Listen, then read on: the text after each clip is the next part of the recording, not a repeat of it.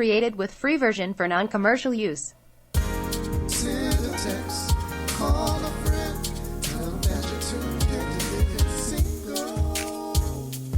Living Single, from Chantel Monet. Send a text, call a friend, tell them that you're tuned in to Living Single, from Chantel Monet. Send a text, call a friend, tell them that you're tuned in to Living Single, from Chantel Monet. Send a text, call a friend, tell them that you're tuned in to Living Single. What's up, everybody? It's your Created girl, with Chantel Monet, and we're here for another episode of Living Single. So, how's everyone been doing? How's your days? Are y'all ready to get started today? Well, we do have a special guest calling in with us. Letitia, are you there? We're excited to have her tonight. And Hello. go ahead and introduce yourself to everyone. Sure. So, hey, family. My name is Letitia Heflin-Word. I'm a native of Atlanta, Georgia, a very proud native of Atlanta, Georgia, current resident of San Antonio, Texas. I am the founder of God, Glitter, and Glam Ministries Incorporated, which is an organization designed to celebrate all of the exciting qualities that make every girl special through evangelism, community service, and outreach, as well as the founder of Millennial Grant Writing Women on Facebook. So look us up. I am a proud graduate of Hampton University, Old Dominion University. That was my political science degree, public health degree, and a current doctoral student out here living my best life as a full-time employee. So just balancing all of that. And, and I'm your sister. So, just proud to be here and spend time with all of you. We're so glad to have you, and we're ready to get started with tonight's topic. And so tonight we're talking about simply why wait. You know that we're coming up on a new year, and I know we talked previously about creating our visions and our dreams, and tonight we're going to go a little more in depth with that, as well as stressing the fact that, you don't have to wait until January 1st to start. You can start now on December 2nd with the New Year's resolutions that you have and those visions that you're creating. Start planning and putting into place those steps that are necessary so that by 2020 you don't have to, you'll already be ahead of the game, basically, And so we also are going to be talking about just taking the jump amidst uncertainty, and so we're gonna dig right into that. So, Letitia, what does it mean to you to take the jump amidst uncertainty? For me, that simply means addressing fear, and I think the perfect scripture for that would definitely be Romans 8:31, where the writer says, "What shall we then say to these things?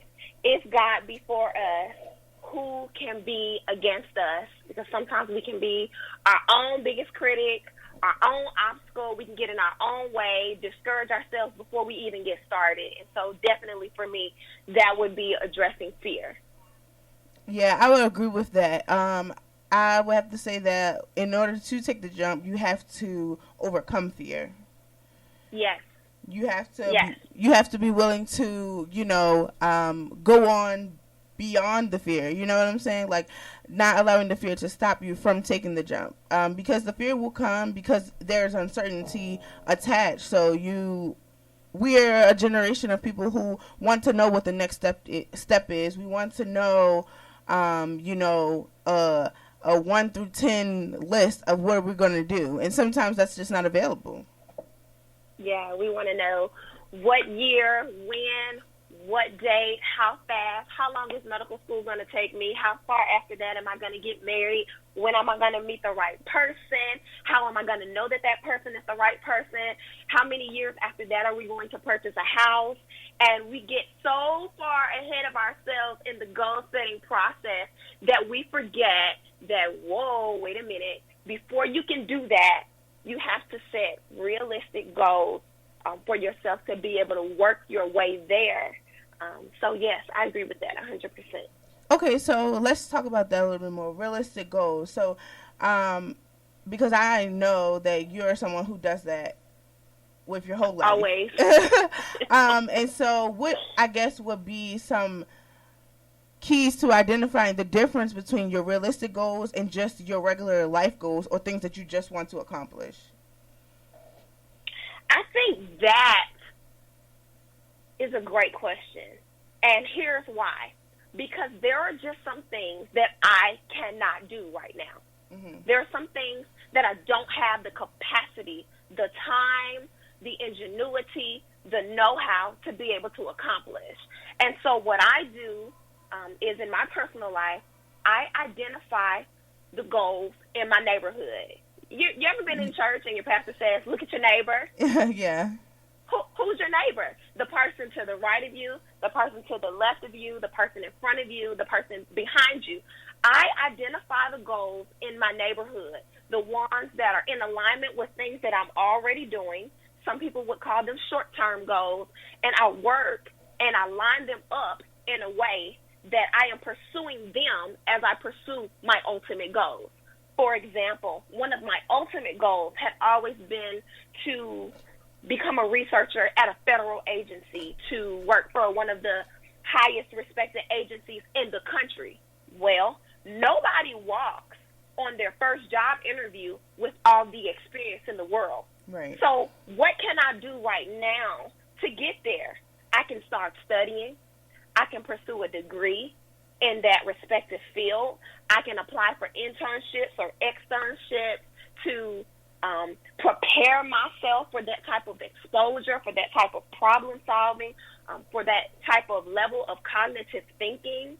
I can surround myself with people who are where I want to be, and maybe they'll pass along nuggets through mentorship, friendships, partnerships that will not just inspire me, but help guide me as I work towards those goals. So definitely identifying the goals in my neighborhood and then working my way out from there to accomplish the larger goals, if that makes any sense. Yeah, that makes a lot of sense. And before, on the previous show, we talked about it all being into the details, and that ties right in with that, because it's the little pieces of the process that make up you accomplishing it.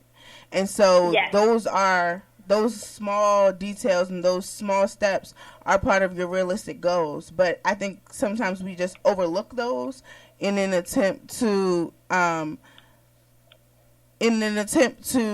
go, after the bigger vision and dreams. You know what I'm saying? Yes. Yes. Yes. And so go ahead. And oftentimes we want the one that's the most lucrative. We want the one that's going to get us the most attention, the most notoriety. But even those goals have building blocks as well. So, yes, I agree with that 100%.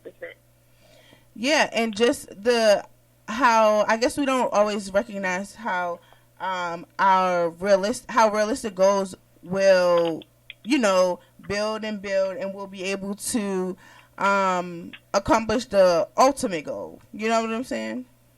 Yes, and I think that's why it's so important that today, December 2nd, we're having this conversation and not waiting till January 1st, 2020, because you don't have to wait till, I'm from Georgia, so this is a Georgia reference, you don't have to wait till the New Year's peach drop to begin to work on those goals. You can literally start right now. You can literally start today. Right. And I agree with that. Like, you don't have to wait until January the 1st, 12:01, right after the ball drops. Because by then it could be too late, Yes. Or you've wasted so much time because you have all of this time now. And I think that we put so much emphasis and anxiety on the new year, which is great because we do want to celebrate walking and stepping into something new. But at the same time, we waste a lot of time in that process of just waiting. Yes.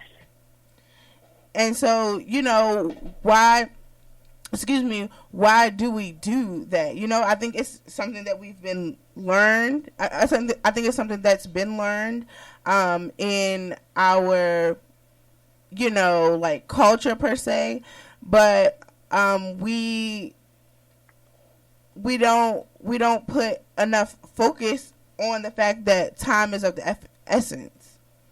Yes, I read a quote earlier today that I think fits this perfectly. It says, "We're told that automobile accidents often happen close to home because we're so familiar with the area that we pay less attention to our surroundings."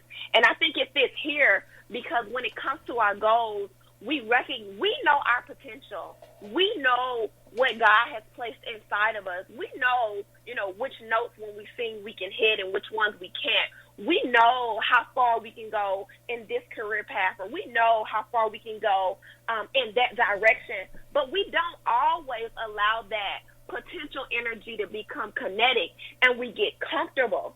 And then time passes us by, and we're looking back 5 years later like, I was so close. What happened? Yeah, exactly. Why didn't it happen for me? And I think it's because we become so accustomed to the wait. So it's just like, oh, we'll get to that. Or, on January 1st, I'll start. Or then, February 2nd, I'll start. When really, if we, if we utilize the time that we have now, we could accomplish so much more than what we fathom we can accomplish at that set time. And I think a part of that also, because you just made a perfect point, I think a part of that also is being intentional about that environment. And here's what I mean by that. Anytime you write a paper or you're doing homework or even attempting to read and study the Word of God, you already know that certain environments are not conducive for that. Prime example, you can't watch Netflix and study the Word of God at the same time. Like one is going to get the better of your attention. You can't, be laying down trying to get homework done. You have to intentionally select your space. And sometimes that may mean going to Starbucks, and that may mean disciplining yourself to get up and go to the library, or being willing to stay in the library late. We have to be able and prepare and be ready to make those same sacrifices for our goals. We have to decide the environment that we want to establish for our goals. We have to get our mind right. We can't sit there trying to multitask and do 12 things at once. We have to specifically say, this is the time I'm going to set aside to accomplish this specific goal. This is the time that I'm going to set aside weekly or bi-weekly or monthly, and then I'm going to check in with myself. And then I'm going to have my accountability partner, or my prayer partner, or my best friend, or my big sister, or my little sister, or my adopted cousin, or just a trusted loved one to check in and say, hey, how is this coming along? How is that coming along? Are you making any progress? Not to shame you or embarrass you, but just to make sure that you're keeping the promises that you make to yourself. Yeah, and that's a good point that you made of accountability, because we want to do a lot of things, but sometimes we need that external support or push or encouragement, to just sometimes be like, hey, haven't heard you talk about this, or hey, haven't seen you doing the work with this lately. How's that going? Or hey, I see what you're doing and it's great. Keep up the, good work. And just being also, again, with what you're saying, just being conscious of, though we set aside that time, being diligent to make sure that it's utilized for whatever that goal or thing is that we're trying to accomplish, because we are the kings and queens of distraction. Like we can get distracted really easy. Yes.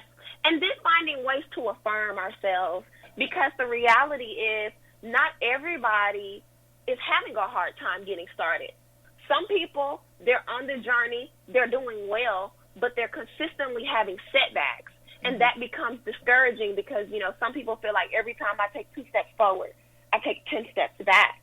But finding a way to remember why you started and to remember the purpose of God on your life, and to remember the reason why you decided to become a trailblazer and on this specific goal and in this specific avenue, in this specific lane that you are gifted, that you're called to, so that you don't give up, so that you are affirming yourself and you are walking in that Christ confidence that it takes to accomplish those. Because being a goal-driven person or a goal-setting person or a motivated person or even the encourager, you know, I was speaking to somebody earlier today and they call themselves the reliable friend, that strong friend, being that person can sometimes make it difficult on your journey when you're trying to accomplish goals. So even finding ways to affirm yourself along the journey and to remain encouraged even after you started is important, because I had goals that I set for myself January 1st, 2019. I set the goal. I made progress and all of that, but I'm not done. Right. And so that goal is going to carry over, but I'm not discouraged because I was at square one January 1, and maybe I'm at square 2.5 now. And it might not be where I want to be, but it's still good progress, and baby steps count too, you know? Yeah, and and that's good because you didn't, throw the whole year away. Because you didn't maybe get as far as you vision that you would, but that you celebrate the small steps that you've made or just steps in general, and realizing that because I didn't accomplish it in 2019 doesn't mean I can't not accomplish it in 2020, but realizing that you can take some of those visions, some of those New Year's resolutions that you didn't accomplish with you until you do accomplish them, not throwing it all away. Yes. I think sometimes it becomes ritualistic for us, like, oh, we're going into a new year, let me create some New Year's resolutions, and, we never maybe revisit those or even see how far we've come or how far we had to go with those resolutions that we set. And to be honest, a lot of people give up or forget about their resolutions come maybe February, if then. And that's why it's also so important to write it down. Yeah. So important to write it down so that you can remember and keep track of where you started, where you're trying to go, where you are now. And it's okay also for those goals to evolve. If you wanted to be a writer, but now you want to be a blogger, or you wanted to be a blogger, now you want to be an author, it's okay. It's perfectly okay for those goals to change, as you grow, as you mature, as we evolve. The things that we want for ourselves and the places we see ourselves, they also change and they also evolve. But the goal is to continuously strive, knowing that you can do everything. You can do anything through Christ because he'll give you strength. So, yeah. Yeah, so let's talk about that. Your goals changing. Because that's a good point that you brought up. Because a lot of times people will feel like, oh, I set this, I want to do this. And when they get that nudge or that unction that it's like going to change or that they feel like it should change, they feel like they can't do that because maybe, of the time that they've invested in something else, or the, expectations maybe from those around them, or maybe that they've put on themselves to become or to become this, to go into this field, to make this amount of money, and so let's talk about that a little bit, because I know you have experience with that, with just going against the grain sometimes, or just the idea of being totally okay with no one necessarily understanding the jump. Yeah, change is inevitable. And change is something that cannot be controlled by man. And I always see change as an opportunity for God to do the unexpected. Excuse my super churchy there, but I just believe where Paul in Romans 8:28 said, and we know that all things work together for the good of those who love the Lord and are called according to his purpose. I just believe that change is the intentional comma that God will place in your life to redirect you, to re-guide you, to resend you, to let you know that he's God, that his thoughts for you are higher than you could ever imagine, that you thought you had it in a bag, but He has greater in store for you. He has that exceedingly abundantly above all you could ever ask or think. And if you're not open to it and you shut yourself off from change, you miss the opportunity to experience something that really will blow your mind. I have allowed and I have become one with the idea that not everyone will understand where I'm going, what I'm doing, why I'm doing it. I am okay with that, right, because I realize that by the time I get to where I'm going, the questions will change from why to how. Right. I've seen that so many times. Well, why would you? Wait a minute. How did you? How did you know? How did you? I didn't know a thing. Honestly, it was, instinct. It was prayer. It was strategy, hope, effort, all of that mixed together in faith. Yeah, because sometimes we cannot pursue things in fear of what we think other people will think. But you know me, hey, you have to be willing to take the leap in order to experience the blessing that comes from the leap.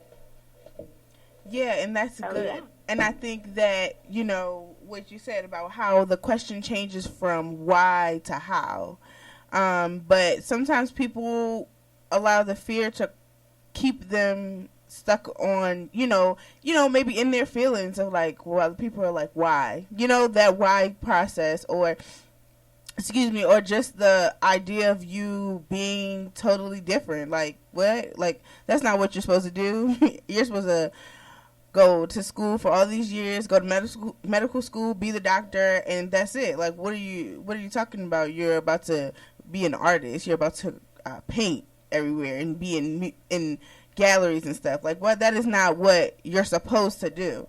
And so sometimes people get like stuck in that supposed to, not only because of themselves but because of people. And so I think you hit it right on the head when you say that the questions will change from why to how, and I hope that serves as some encouragement to others who may be contemplating what they're going to do, or maybe even how it's going to pan out, because you just didn't know.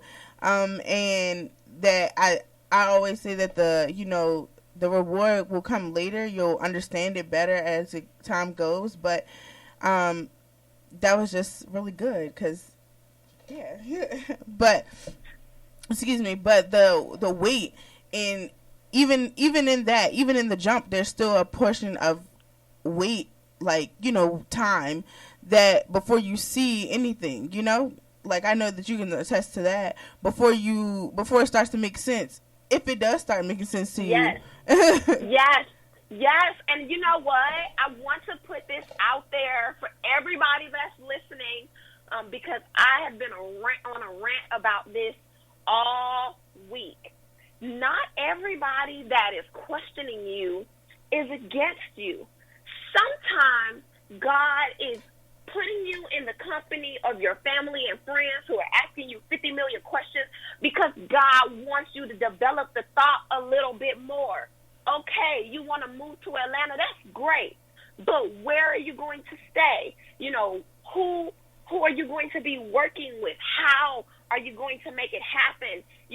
A part of a leap of faith, yes, it's a leap, but there are also some planning and moves that need to be made before the leap takes place. You know what I'm saying? Because you don't want to just leap off the cliff into a do of nothing. And so just be open to the questioning process. If somebody asks you how or they ask you why, you don't necessarily have to have all the answers right then. It's not a debate. It's just an opportunity for you to open your mind and to think about, some of the things that you may experience. Because me personally, I was assigned to San Antonio, Texas, professionally. But, how was I going to get here? Where was I going to stay? Mm-hmm. What was I going to do until it was time for me to do my job that I was called here for? Where was I going to worship? Who was I going to fellowship with? How would I make friends? What would I do in my spare time? How would I link up with sorority sisters and things like that? How would I keep myself encouraged? being 21 hours from home and things like that. Those were all things that I was working on in the process of the leap. And I believe that the leap was so great and so effective because of the planning that went into it as a direct result of the 50 million Thanksgiving questions. Not Thanksgiving. But yeah, that makes sense because, I think too what you're saying, just to kind of like bring it all together, is that those are, those small details that maybe you didn't even consider, but to have that conversation with somebody, it makes you take that time to be like, oh, okay, I didn't think about where I might stay. I was just so excited about going to San Antonio, like, okay, I'm going to get there and then I'm going to just be standing in the airport looking around like, well, where do we go from here? Have a job, but nowhere to sleep. So, it's those things. And so then it causes you to set realistic goals. Like, okay, I know that I need to find somewhere to stay. I need to find out about commute and things like that. And saving money, because if I'm moving, I need to save money, and so it causes you to put those tools into play, even inevitably sometimes. But those realistic goals, I'm sure you would say, are what allow you to be successful in your move, both like your physical move and then in your life moves as well.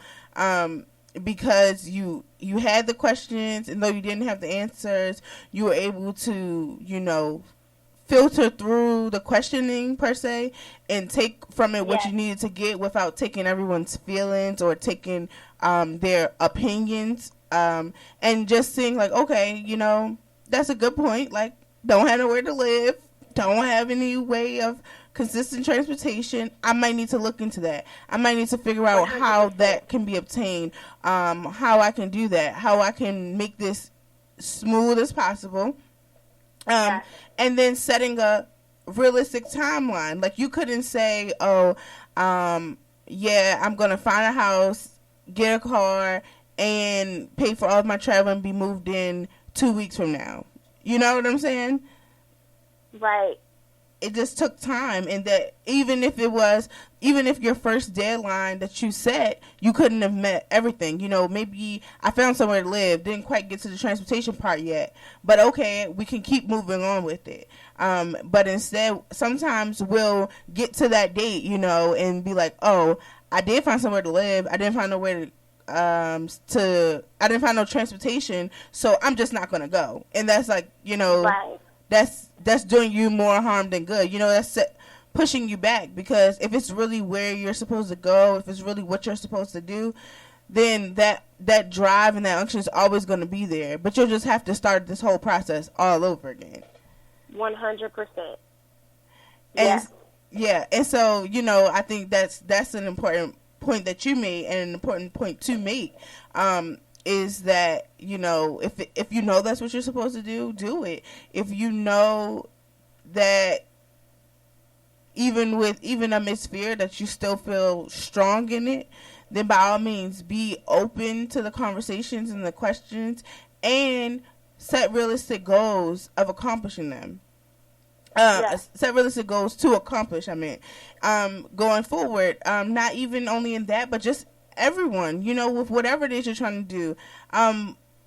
I believe that everyone has some level of growth that they can obtain, no matter how bad you feel like your life is or how great your things are, whether it be in business, your mental, your spiritual, whatever the case. And so set those realistic goals, even if it's something that maybe you do well, but you have slacked off in it. Just, like, okay, I'm going to read my Bible for 30 minutes for, X amount of time. And then you may increase from there once you see your progress. Oh, that's another thing, is that sometimes we'll, get to the point, where, okay, we found out where we're going to live. We didn't find out how we're going to travel. Our transportation. But then we never look back to see, like, oh, the things we did to accomplish the goal of finding somewhere to live. And so we'll end up having to repeat those same errors that we created on that moment, because we didn't take time to reflect so that we can progress, Because even in your mess ups, there are lessons that are to be learned, just as the same as even in those good things that you do, like those good goals and dreams that you accomplish. And so sometimes you need to take a moment to just reflect on them and see just how far you've come, what you've learned, so that as you're planning and setting your goals, your realistic goals going forward, some things to look out for, some things to consider, and some things to just be like, oh, I got that. Yes, and I also think that another thing to consider is just to remain creative. Be open to diverse and unique ways of getting things done. Yeah, I agree with that. And that's basically it. And so, tonight I know we covered a lot, but I think the takeaway from all of this is to be intentional with your goal setting, be mindful of and being open to whatever it is that is around you that is causing you to think higher.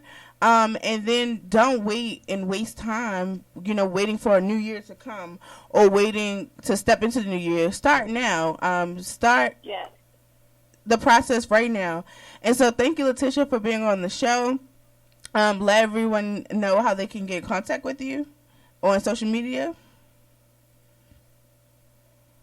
I am Sister Letitia P on Twitter, Letitia Priscilla on Instagram, and I am accepting all the Facebook friends in the world on Facebook. Just let me know that I've met you or we know each other from the radio show, and I will definitely friend you on Facebook at Letitia Heflin Word on Facebook. So, yeah, it's been a pleasure. Thank you, and thank you everyone for Free tuning version in. for non-commercial use. We'll see you next month for our show. Created with free version for non-commercial use. Send a text, call a friend, tell them that you're tuned in to Living Single, from Chantel Morgan. Send a text, call a friend, tell them that you're tuned in to Living Single, from Chantel Morgan.